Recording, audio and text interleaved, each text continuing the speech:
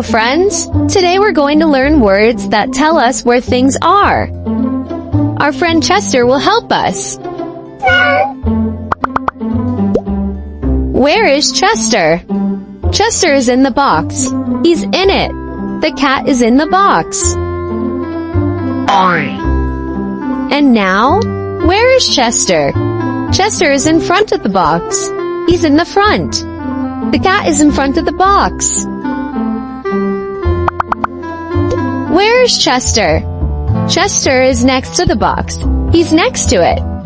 The cat is next to the box. Where is Chester now? Chester is under the box. He's under it. The cat is under the box.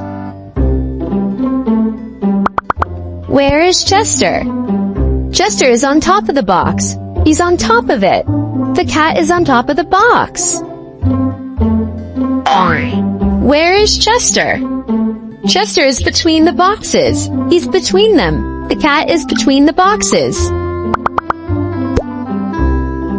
In the box. In front of the box. Next to the box. Under the box. On top of the box. Between the boxes.